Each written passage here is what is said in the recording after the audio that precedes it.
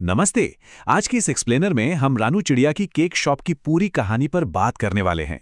इस कहानी में रानू की शानदार सफलता है, कालू और गौरी की जलन है, रानी चील के बेटे के जन्मदिन पर हुआ भारी ड्रामा है और हाँ, सबसे जरूरी, एक मिर्च और मिट्टी वाली नकली गुप्त रेसिपी का बहुत बड़ा सबक है। तो चलिए बिना किसी देरी के सीधे इस दिलचस्प कहानी में उतरते हैं।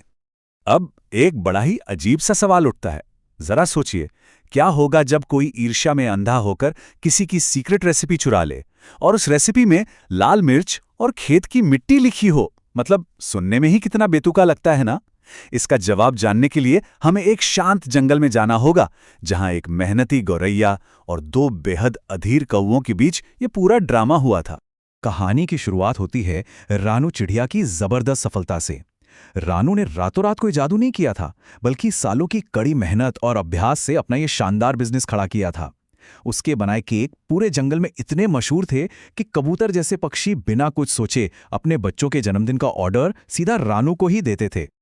और यहीं से कहानी में एक दिलचस्प टकराव सामने आता है। इसे ऐसे देखिए, एक तरफ है रानू की बेकरी, जो पीढ़ियों से सीखे गए हुनर पर चल रही है, और ठीक दूसरी तरफ है गौरी कोवी की बेकरी। गौरी और कालू को लगा कि बस एक रात YouTube ट्यूटोरियल देखकर वो भी रानू जैसी सफलता हासिल कर लेंगे, मतलब बिना अनुभव के सीधे मास्टर शेफ बनने की गलतफहमी। अब ये शॉर्टकट वाला बिजनेस मॉडल कितनी जल्दी डूबता है, इसका टाइमलाइन देखिए। पहले ही घंटे में कालू ने पूरे जंगल में बड़ी बड़ी हाँकना शुरू कर दिया। अगले दिन एक तोते ने उनसे केक खरीदा, लेकिन 2 दिन बाद ही पता चला कि वो केक पत्थर जैसा सख्त और एकदम बासी था। और तीसरे दिन जब तोते ने आकर शिकायत की, तो गलती मानने के बजाय कालू ने उसे पीटकर दुकान से बाहर ही फेंक दिया। बिल्कुल डिजास्टर। जाहिर सी बात है, जब ग्राहकों के साथ ऐसा बर्ताव होगा तो अंजाम बुरा ही होगा। ये खबर जंगल में आग की तरह फैल गई।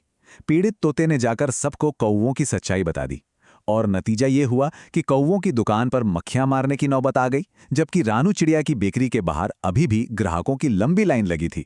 तो अब हार का सामना कर रहे ये कौवे क्या करते हैं? क्या वो अपने बेकिंग सुधारने पर मेहनत करते हैं? जी नहीं, वो सीधा एक चोरी की योजना बनाते हैं। अपनी ईर्ष्या में अंधे होकर कालू ये तय करता है कि अब सफल होने का बस एक ही तरीका है, रानू की रसोई में घुसकर उसकी सफलताओं का राज यानी उसकी गुप्त रेसिपी चुराना। और यहीं से कहानी में एक जबरदस्त ट्विस्ट और ड्रामा देखने को मिलता है। कालू बड़ी चालाकी से रानू की रसोई में एक संदूक के पीछे छिपकर बैठ जाता है, लेकिन उसे भनक तक नहीं है कि रानू और उसकी बेटी गुड़िया ने उसे जासूसी करते हुए देख लिया है। उन्होंने शोर मचाने के बजाय एक बहुत ही चतुर और मजेदार जाल बिछाने का फैसला किया। रानू ने जोर से एक पूरी तरह से नकली और भयानक रेसिपी बोलना शुरू किया।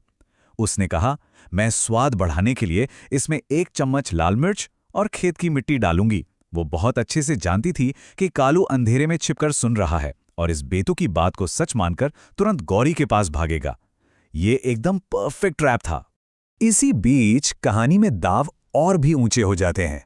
पूरे जंगल की शासक रानी चील अपने बेटे चीलू के लिए एक बहुत ही शानदार जन्मदिन की पार्टी रख रही है। वो अपने खास सिपाही उल्लू को आदेश देती है कि जाकर रानू की दुकान से एक स्पेशल केक लेकर आएं।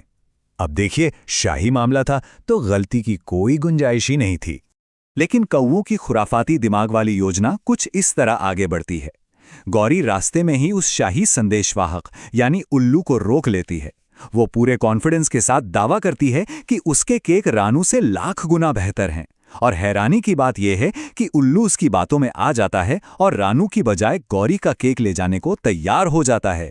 ये उनकी सबसे बड़ी भूल थी। शॉर्टकट के लालच में अंधे होकर कौवे वो शाही केक बनाने में जुट जाते हैं। गौरी बैटर तैयार करती है और कालू जिद पर अड़ जाता है कि वो अपनी चुराई हुई सीक्रेट रेसिपी ही डालेगा। और वो सच में एक शाही डेजर्ट के अंदर 1 चम्मच तीखी लाल मिर्च और खेत की असली मिट्टी मिला देते हैं। वो रानू के जाल में इतनी बुरी तरह फंस चुके थे कि उन्हें समझ ही नहीं आया कि वो क्या कर रहे हैं। अब ये एक्सप्लेनर हमें सीधे उस भव्य शाही महल में ले जाता है, जहां सारे पक्षी इकट्ठा हैं और केक काटने का समय हो गया है। रानू भी वहां मौजूद है और अपने दोस्तों को धीरे से बता रही है कि अब कौवों का धोखा सबके सामने बेनकाब होने वाला है। महल में एकदम भारी सस्पेंस का माहौल है। और फिर आता है क्लाइमेक्स का वो पल, जन्मदिन मनाने वाले चीलू ने जैसे ही केक का पहला बाइट लिया, वो चिल्लाया, छे, ये केक तो कड़वा है और इसमें मिट्टी है। बस फिर क्या था, रानी चील का गुस्सा 7वें आसमान पर पहुंच गया। उसने तुरंत आदेश दिया कि जिन बेकर्स ने ये केक बनाया है उन्हें फौरन घसीटकर सामने लाया जाए। अब आता है पूरा इंसाफ वाला पल। उल्लू सिपाही कालू और गौरी को पकड़कर सबके सामने लाता है। रानी चील गुस्से में गौरी को मजबूर करती है कि वो अपना बनाया हुआ वो भयानक मिट्टी और मिर्ची वाला केक खुद खाए।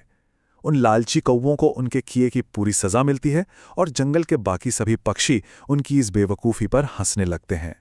लेकिन इस भारी हंगामे के बीच रानू अपनी महानता और समझदारी दिखाती है। वो अपना एकदम परफेक्ट बेक किया हुआ असली बैकअप केक सामने लाती है और रानी से गुजारिश करती है कि कौवों को और सजा ना दी जाए। वो सबको एक बहुत ही अहम सबक देती है, कभी दूसरों की सफलता से मत जलो, बस अपनी मेहनत और अपने काम पर ईमानदारी से ध्यान लगाओ। आज का ये एक्सप्लेनर हमें एक बहुत ही गहरे सवाल के साथ छोड़ जाता है। अगर शॉर्टकट लेने और दूसरों की नकल करने से मुंह में सिर्फ मिट्टी ही आती है, तो ईमानदारी और कड़ी मेहनत से हम कौन सी स्थायी सफलता बना सकते हैं? ये सोचने पर मजबूर करता है कि किसी हुनर को सच में मास्टर करने की अहमियत क्या है और रातों रात सफल होने का भ्रम कितना खतरनाक हो सकता है। आज की इस चर्चा में बस इतना ही।